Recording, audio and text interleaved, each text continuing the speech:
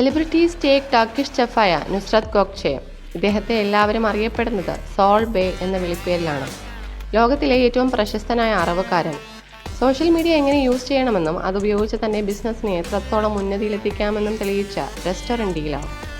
1983 തുർക്കിയിലെ വളരെ സാധാരണ കുടുംബത്തിൽ ജനിച്ച നുസ്രത് ഗോക്ചെ കുടുംബത്തിലെ സാമ്പത്തിക ബുദ്ധിമുട്ടുകൾ കാരണം തന്റെ പഠനം ഉപേക്ഷിക്കേണ്ടി വന്നതിനെ തുടർന്ന് ഒരു ബുച്ചറിന്റെ അസിസ്റ്റന്റായി ജോലി ചെയ്തു. ജീവിത സാഹചര്യങ്ങളെല്ലാം ഇതിനായിരുന്നിട്ടും വളരെ ചെറുപ്പത്തിൽ തന്നെ കഠിനാധ്വാനത്തോടെയും ദൃഢനിശ്ചയത്തോടെയും മുന്നോട്ട് വന്നു.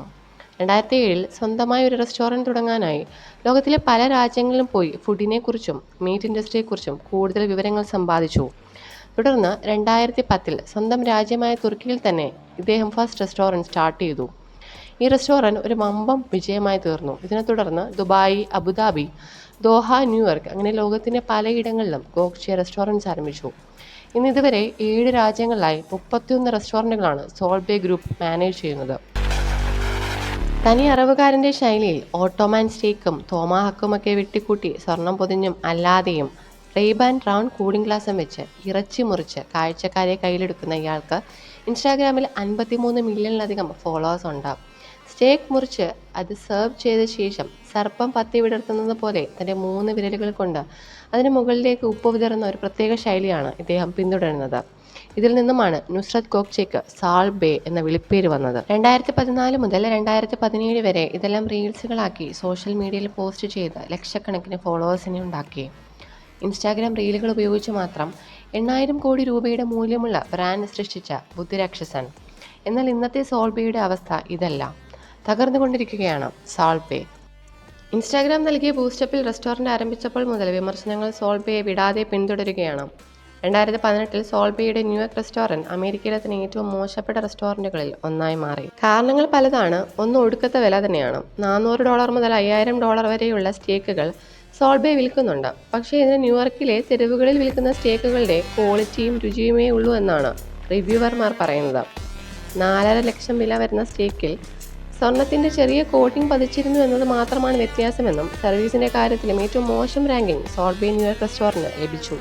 മാധ്യമങ്ങൾ നിരന്തരമായി സോൾ ബേയെക്കുറിച്ച് നെഗറ്റീവ് റിവ്യൂകൾ എഴുതി.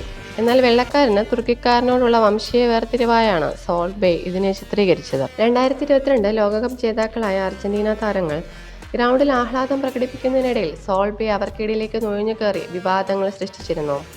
വിജയികൾക്കും ചുരുക്കം ചിലർക്ക് മാത്രം സ്പർശിക്കാൻ അനുമതിയുള്ള വേൾഡ് കപ്പ് ട്രോഫി ഇയാൾ കയ്യിലെടുക്കുകയും കൂടാതെ വിജയികളുടെ മെഡൽ കടിക്കുകയും കൂടെ ചെയ്തിരുന്നു. ഇയാളുടെ ഈ പെരുമാറ്റത്തിനെതിരെ വ്യാപക വിമർശനങ്ങളാണ് അന്ന് ഉയർന്നു വന്നത്. ഈ ഇടയ്ക്ക് തൻ്റെ റെസ്റ്റോറൻറ്റിൽ വന്ന 90 ലക്ഷത്തിലധികം വന്ന ഒരു ബിൽ ഇൻസ്റ്റാഗ്രാമിൽ നുസ്രത് ഷെയർ ചെയ്തിരുന്നു. ഇതിന് അദ്ദേഹം കൊടുത്തിരുന്ന തലക്കെട്ട് പണം വരും പോകുമെന്നാണ്. ഇതിനു പിറകെ സോൾ ബേ പൊങ്ങച്ചം പറയുകയാണെന്നും യുദ്ധം മൂലം ലോകത്തൊരു വലിയ വിഭാഗം ജനത കഷ്ടപ്പെടുമ്പോൾ ഇങ്ങനെയൊരു പോസ്റ്റ് ഇടുന്നത് ഉചിതമല്ല എന്നും വാദിച്ച് നിരവധി പേർ രംഗത്ത് വന്നു. സോൾ ബേയെ സംബന്ധിച്ച ഈ ബിൽ വിവാദത്തിൽ ആളുകളേറെ വൈകാരികമായും പ്രതികരിക്കുകയുണ്ടായി. പണപ്പെരുപ്പത്തിലെ 60% വർധനയ്ക്കും 10% തൊഴിലില്ലായ്മ നിരക്കിനുമിടയ്ക്ക് കഠിനമായി അധ്വാനിക്കുന്ന തുർക്കികൾക്ക് ഭക്ഷണത്തിന് ചിലവാക്കിയിരിക്കുന്ന ഇത്രയും വലിയ ഒരു ബില്ല് അപമാനകരമാണെന്നും ഒരു നേരം ചിലവഴിച്ച ഈ പണം ഗസയിലെ ജനങ്ങൾക്ക് ഒരു മാസത്തെ ഭക്ഷണം നൽകുന്നതിന് ഉപകാരപ്പെടുമായിരുന്നുവെന്നും ഇന്റർനെറ്റ് ഉപഭോക്താക്കൾ പറയുന്നു. എന്തായാലും സോൾ ബേയുടെ സമീപകാല വാർത്തകൾ സുഖകരമല്ല. തകരുകയാണ് സോൾ ബേ. തുറക്കുന്ന റെസ്റ്റോറൻറ്റുകളിലെല്ലാം പൂട്ടുവീഴുന്ന സാഹചര്യമാണ് നിലവിൽ സോൾ ബേ നേരിടുന്നത്. ന്യൂയോർക്കിൽ തുടങ്ങിയ 5 റെസ്റ്റോറൻറ്റുകൾ 4 തവണ പൂട്ടിയും തുറന്നുമാണ് നിലവിലെ ഒരു റെസ്റ്റോറൻറ്റിൽ എത്തിയിരിക്കുന്നത്. ഇറ്റലിയിലും മെക്സിക്കോയിലും 3 റെസ്റ്റോറൻറ്റുകൾ പലതവണയായി പൂട്ടി. തുടങ്ങിയപ്പോൾ ഉണ്ടായിരുന്ന ക്വാളിറ്റിയും സർവീസും ഒന്നും സോൾ ബേ റെസ്റ്റോറൻറ്റ്സിന് നിലവിലില്ല. എന്തായാലും സോൾ ബേ ഇടിയുകയാണെന്ന് നുസ്രത് ഗോക്ചെ തിരിച്ചറിയുന്നുണ്ട്.